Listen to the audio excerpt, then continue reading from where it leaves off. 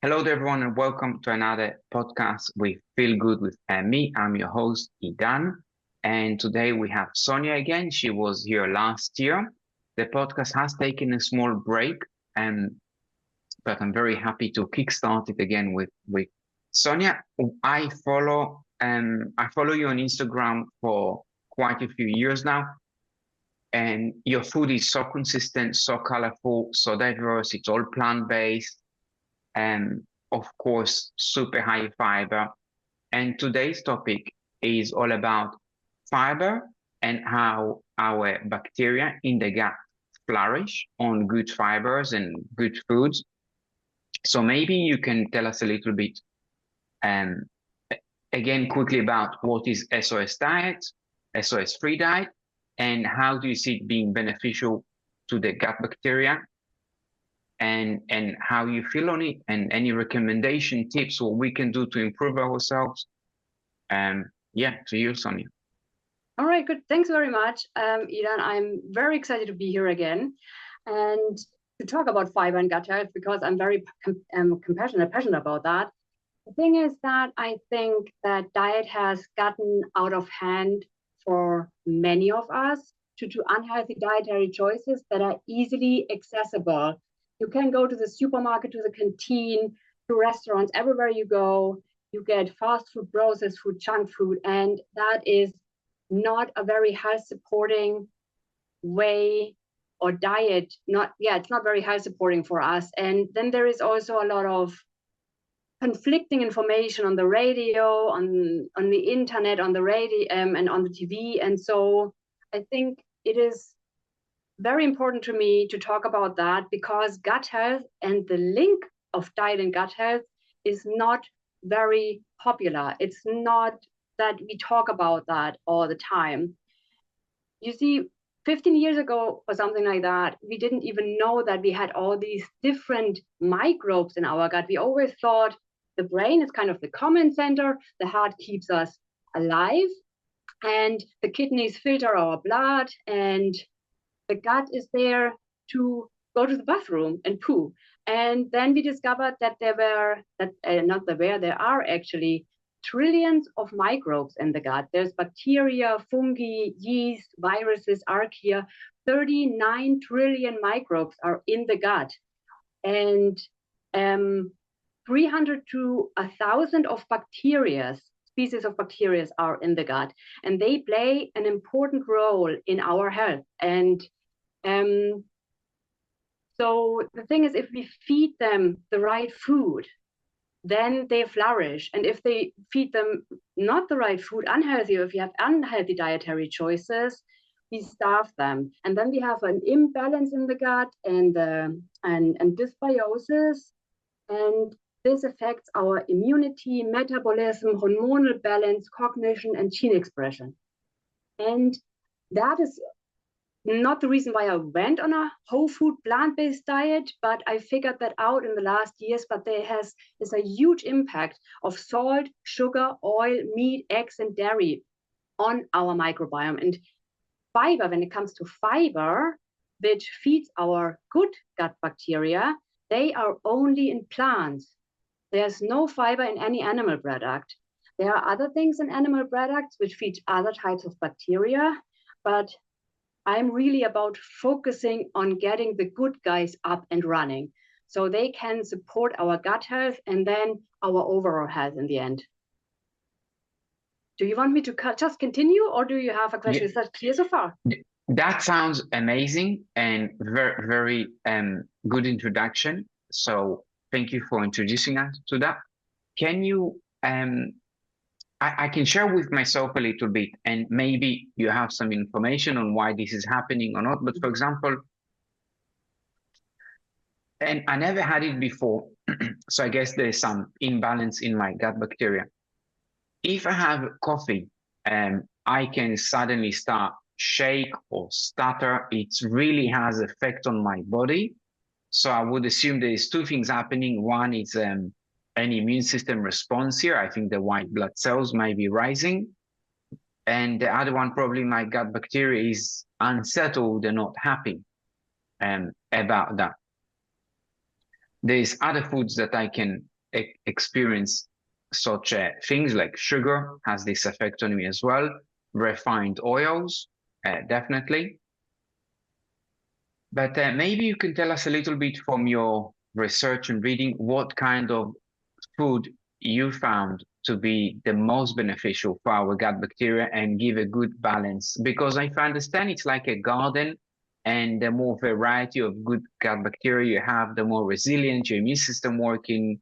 As we said, the mind will be probably sharper, things like that. So, yeah, share with us a bit more about these things. Yeah, absolutely. So first of all, I currently actually don't know why you react like that to coffee, but I'm happy to look into the research and to talk about that the next time, because I think it's really, really an important topic. Also, food sensitivities are very common, and I had food sensitivities too. That is definitely connected with a gut imbalance. I had an imbalance. I got my stool tested actually for different things years ago, and I had Candida albicans overgrowth. I had some of my good bacteria were not supported sufficiently, were kind of depleted. And then I had an E. coli overgrowth. And at the beginning, I didn't know how to read that. I don't have it on hand now. My paper, I can get that next week. I don't know how to go down now and put it out, and it would just take a while. But I did not know how to read the results of it. And I trusted my doctor, and he didn't do the best job. And then I learned about nutrition and health, and I looked into it myself, and now I'm completely healthy when it comes, I hope, at least with my gut microbiota. I did a test a few years ago and it was okay. I will do another test this year to check if still has everything okay. But there is definitely a link with dysbiosis and food sensitivity. So I have a friend and he reacts to fruit and vegetables and so on. And his doctor told him not to eat fruit anymore, which is the worst thing you can do if you have an intolerance. Is not that he is allergic to it and can't eat it and shouldn't eat it, should avoid it, because he has very, very, well, if you have an allergy, it's just different to a food sensitivity. A food sensitivity can be healed in the case that you implement those food very slowly into your diet again. You feed those gut bacteria that feed on it, and they flourish. And then the longer you do this, the more the less you react to it in the end. So we go to the doctor and then we have something, and then it's like, okay, you should not eat that anymore. Leave it away, which is the approach that doesn't treat the root cause. It doesn't support it. It should really okay. now I got confused because when people tell you to come off something, so it can be very confusing. But for me, with fruit and vegetables, especially in the raw form, it seems so natural that I know in Chinese medicine, they don't really believe in raw food. They think it's heavy. But for me, we evolved eating raw fruits and vegetables. We look at our closest living ancestor, the great apes. They all live off raw fruits at abundance. They don't worry about the insulin and some vegetation, young leaves and etc. So it's so disappointing when I hear from people, oh, I can't have raw fruit and vegetables, my skin break up, my IBS is triggered. And maybe it's the way the body detoxify. Maybe there's other things in the diet that are now being flushed out or triggering when we introduce raw fruits and vegetables. And it's something really interesting for me that I would like in the future to focus on that a lot in depth on how we can explain what's happening when we have raw fruits and vegetables. Personally, as soon as I have raw fruit and vegetables, especially raw fruits, my energy, my well-being, my sleep, my strength, my focus, improved so much. You feel hydrated, Yes. and And energized.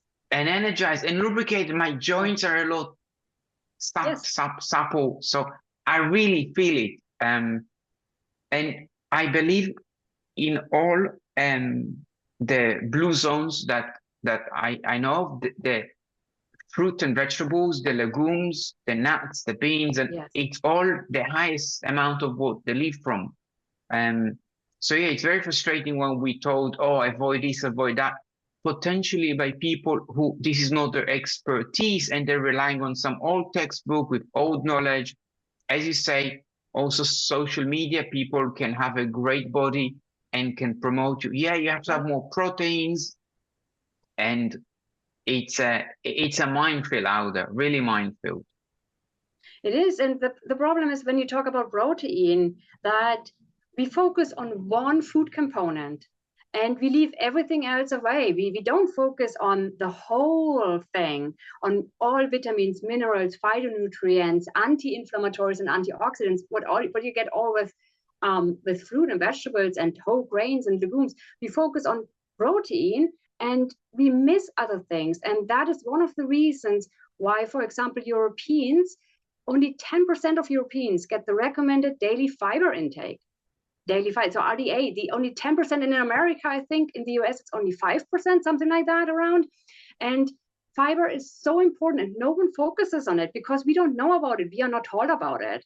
It's all about protein and collagen and magnesium, but to see the whole picture, we really need to focus on feeding our 39 trillion gut bacteria in a healthy way and think about that instead of saying, okay, I need more meat because there's proteining. Protein is definitely essential for bone health, healthy skin and hair growth and so on. There's no question.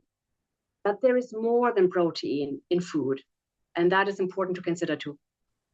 Absolutely. So let's say someone has IBS or they feel a little bit uncomfortable or they have some detox symptoms, if it's IBS or skin breakouts, when they have raw foods or more fruits and vegetables in the diet, raw and cooked. Any tips on how they can introduce it safely and avoid some of these unwanted symptoms, or do you embrace those symptoms? Any ideas on how to do it? I would not say embrace them. I would really go low and slow. So if you know what food it is, find out what it is. If you know what it is, introduce it into your diet slowly. Small portions, go slowly every few weeks. You can try to increase the amount, but take it easy and slowly. Otherwise, you overwhelm your system and you don't feel good. And then I would definitely not cut it out because it has the opposite effect. You're not feeding, you're not getting healthy. You're making it worse in the end if you avoid it, and you don't get the nutrients from this specific fruit or vegetable. Then as well, you're missing out on many different things.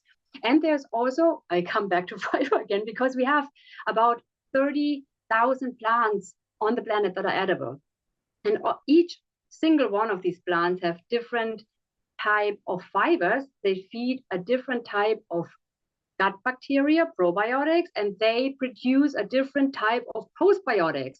So that is why eating the rainbow, having a colorful and varied diet is so important, to feed really all different types of gut bacteria with all different types of fiber and get a huge, the waste products, the short-chain fatty acids that are produced in the end, like butyrate, propionate, and acetate, to really support that, because they are all very beneficial for our gut and for the whole body.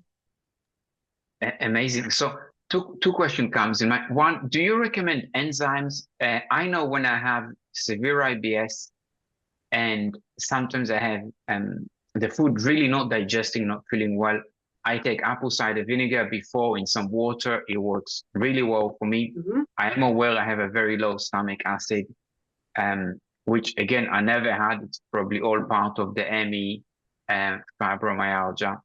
Mm-hmm. condition, but sometimes enzymes help me as well a lot, and I feel a lot lighter. So do you recommend them? And the second question is, where do you shop all of these beautiful fruit and vegetables and colorful foods which you're talking about? Where do you personally source it? I know you're in Ireland, so you can tell us about that as well.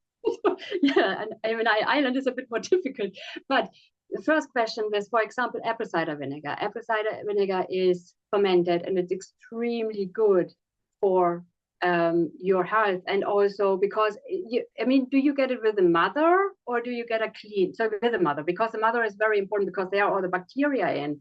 So you get it with the mother. Okay, cool. And if you have, there is just one condition that comes up at the moment is Candida albicans, candidiasis. But you need to be careful because it is a fermented product like sauerkraut and miso paste at all. It can worsen the condition actually.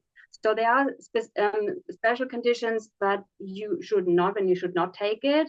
But with IBS, there shouldn't be any problem, no. And it's just if you know that you have IBS, you can get even, I don't know if you've done that, you stool tested for specific bacteria and for pathogens and parasites and so on, and to figure out if you have an issue here and if you want to look into that to get that fixed. Actually, that would one of my recommendations I would give you. And enzyme, do you ever recommend taking an enzyme before a meal? It totally depends on the enzymes. I'm not very much into supplements, to be honest, and to something like that. I prefer to do it over food. Sometimes it's necessary, definitely needed.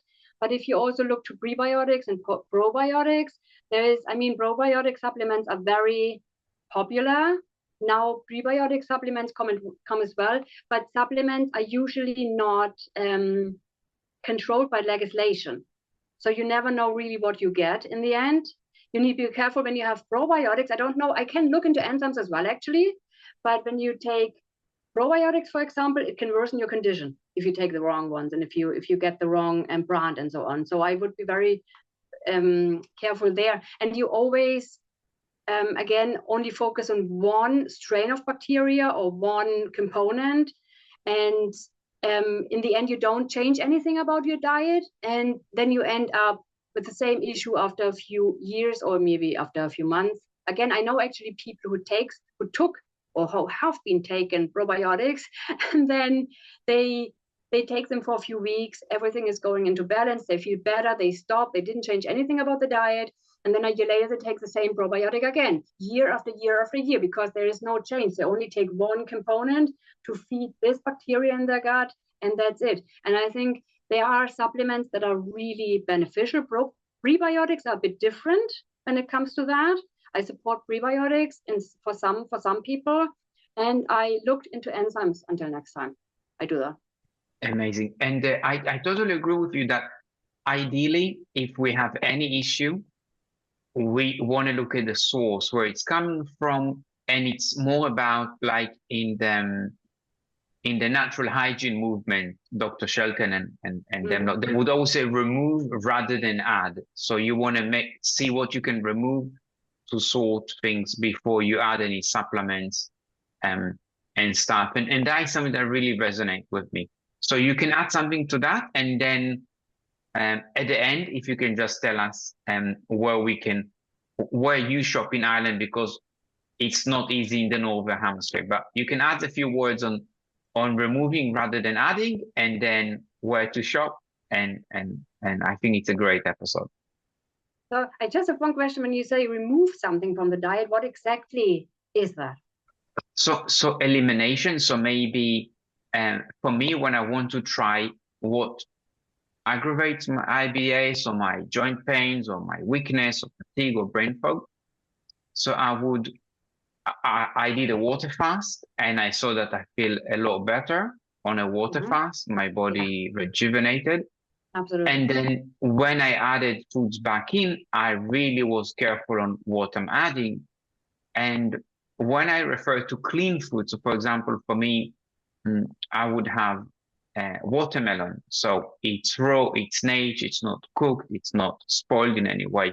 But later on, when I added organic rice, I chose specifically organic rice, not processed.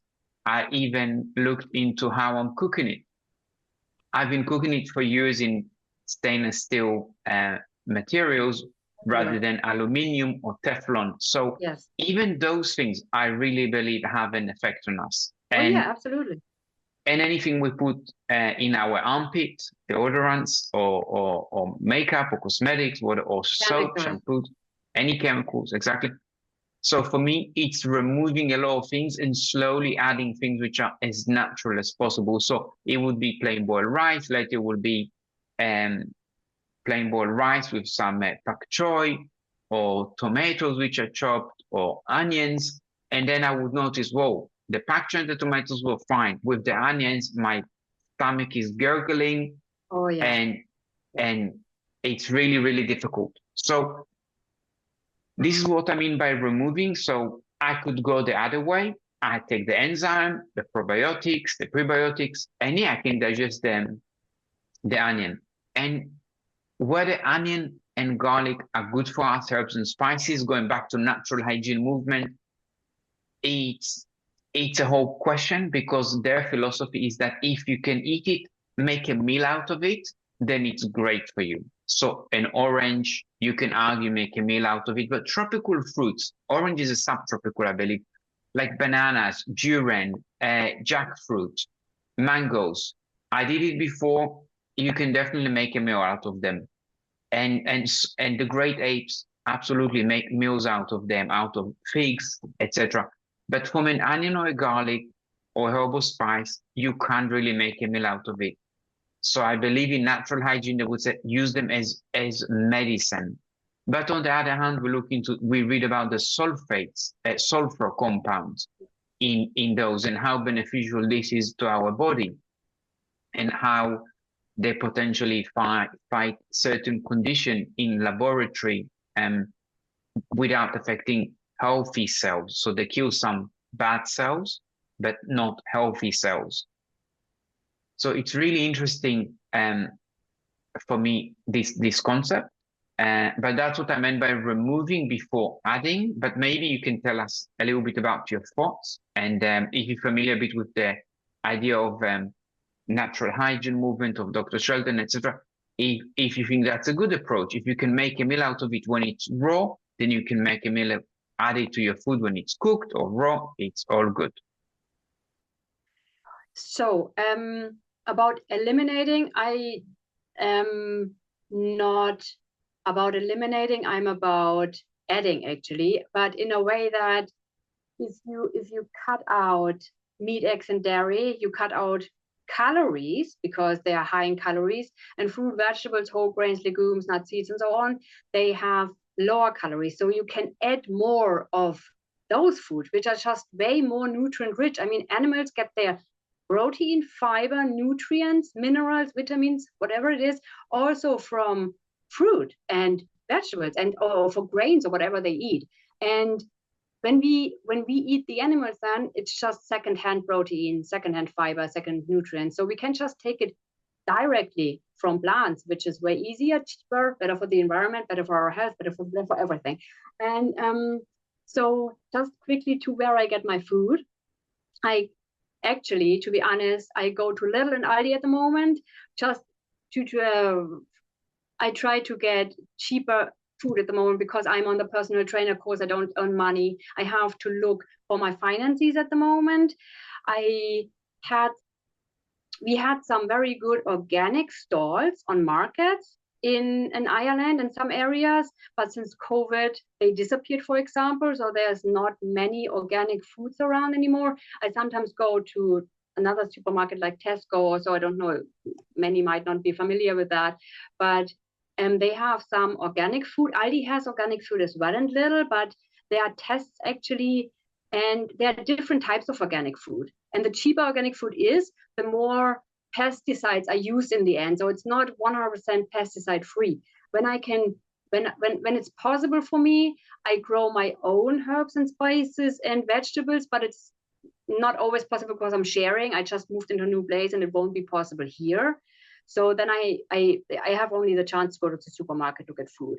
And it's just one of the financial, my financial focus as well, that I try to get it cheaper. But if I could, I would get everything organic. I would still wash it though in either baking powder solution or as a vinegar solution to get rid of pesticides, because it is proven now that the pesticides we spray on fields in the northern part of Ireland can still end up in the south of Ireland with the wind. They fly with the wind. So everything is kind of sprayed now, because we spray chemicals, as we already said, everywhere in our bodies and nature, everywhere. We just spray it and we don't even think about what effect it has on our bodies. So I only use organic yeah, you know what I mean. So deodorant. Sure. Yes, organic deodorants with as minimum chemical as possible. Yes. And yeah, it's very unfortunate that the fertilizer and pesticides and herbicides and fungicide all seeping into the ground and flying as well, as you said, yes, into the atmosphere. It's really unfortunate. And it's in the water too. It's in the water, it's in the oceans, it's everywhere. And again, back to elimination, I think if you react to food, it depends on if you have just a reaction to it or if you have an allergy. If you have an allergy, you probably can't do anything anymore and you have to eliminate it. But if you just react to it because of an imbalance in your gut microflora, if you have IBS, a leaky gut or whatever it is, then really treat that. Get your gut strong again, healthy again, and put these foods slowly back into your diet. But I think the most important thing is really focusing on gut health and to get this, the IBS resolved and leaky gut and SIBO, whatever it is, resolved. And then you won't have the issues anymore. Any quick tip on how we can get our gut strong and healthy again? Or do you want to do that in a future episode? I have a few more questions for you, but we can do them in a future episode. So just a quick one. How do we get our gut healthy? Of course, if you have an allergy, we have to stay away from it. But if it's something that just upsets our stomach but doesn't have any long-term consequences or dangerous consequences, yeah, we may have to run to the bathroom a few more times. But how do we get our gut strong and healthy and repaired? Well, just by eating plants, actually, because if you eat plants, you have all those different types of fibers that feed your gut bacteria. Fiber. There are two different types of fiber. There's soluble fiber and there's insoluble fiber, and both have a positive impact on gut health. They both pass through the intestine, so the gastrointestinal tract, and end up in our colon undigested, because we can't, the human body doesn't have the enzymes to digest and absorb those fiber nutrients and so on. So they end up in our colon, and the good gut bacteria ferment it, and then they produce short-chain fatty acids. And everything, the probiotics, the good gut bacteria, and the short-chain fatty acids are just very, very beneficial for health. And if you want to, it totally depends on what you have, what you react to, and it's just focus on fruit, vegetables, whole grains, so oats, rye, buckwheat, millet, quinoa, whatever it is, wheat, and also legumes. Tofu is extremely beneficial with the isoflavones, the phytoestrogens it has. Then you have black beans, red kidney beans, black-eyed beans. There are so many peas as well, and it's just so many things out there. So that is what I do as well. I can't do this because I don't have a freezer space at the moment, but I used to have a lot of frozen fruit. So not frozen fruit, frozen berries, actually, blueberries, raspberries, strawberries for my breakfast, blackberries and whatever there is. And also always peas and some vegetables, broccoli, cauliflower, frozen as well, just if either for breakfast or if I wanted to have a quick dinner, because I cook everything myself. I do not eat any processed food because of, it is high in salt, oil, sugar, high refined carbohydrates, and those are all not beneficial for our health. It's really good to eat whole plant foods. And as I cook everything myself, I sometimes just want to have a quick meal, and then I have quinoa with frozen vegetables and a sauce over it, and a salad maybe with rocket or kale or whatever I have in the fridge, and that is just, I indulge in that. I really love that, and my gut bacteria love that as well, definitely. Fantastic. I'm totally with you on eating out and all these processed foods, and I really look up to you for making all the meals yourself. It's the way forward. We have phases in life sometimes when we make ourselves, sometimes eat out, but of course, the more we can make ourselves, the better. Last words on gluten, wheat. Are you okay with it? No problem for you? You recommend it for people who can digest it? If you can digest it, you should have it in your diet. There is no question, because gluten can be, or not can be, are healthy. There's even research that if you cut out gluten, that it has a negative impact on your health.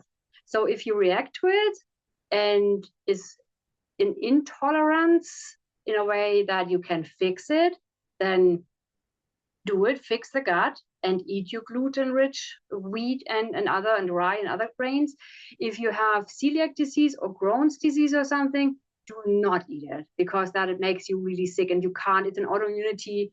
You can't do anything against that. That is the only, if you really have an autoimmunity that you can't tolerate gluten at all, then don't. But if it's just a health issue that it can be fixed, fix it, get it fixed, and then have it again, because it's really beneficial, actually. That's very interesting. I'm always in the mindset that gluten hurts me, hurts my joints, my IBS, and I have blisters in my mouth if I touch it. From tiny amounts, it's terrible for me. I can't explain how bad it is. And usually I tell people, if they ask me to have gluten, I say, if we go on my symptoms, I wonder if it's not damaging everyone else. And I once heard that athletes are told to avoid it because it has effect on the joint, but maybe it was not a scientific rumor. And now you're making me question it. And because we evolved alongside wheat, the population, the world have grown alongside, I think, 5 or 7 or 10,000 years alongside wheat. So maybe not wheat the way we know it today, but rye always feels correct for me to have rye, spelt, and what they call ancient wheats. Yes. They're more natural. So yeah, I would hate maybe to see people cut them unnecessarily. The processed wheat, of course, white flour, refined, anything hybridized like that, I'm sure you would be against as well. But that's something for me to take away with today's talk, is to look again into it. Maybe it's not as bad for those who can have it. Sonia, as usual, you've been great to speak to. I'm going to leave the links to you in the description below for people who want to book a coaching session with you or want to follow you and learn more about your work. Thank you so much. Any last wise words, or shall we leave it at that? Just have a colorful and varied diet. Enjoy the food you eat. And next time we can go into why meat, eggs, and dairy, why I'm not eating that, and also focus on other things like salt, oil, and sugar and on you as well, and on your questions you have. Definitely, I'm on it. I'm looking forward to it. Same. And I would say that next time that we will start a conversation about olive oil, because it's very interesting. A lot of people swear by it. I love it, but we need to talk whether it's good for us or not. So we will have another session, and the beginning of that episode will be all about olive oil. So Sonia, thank you once again, and all the best to everyone.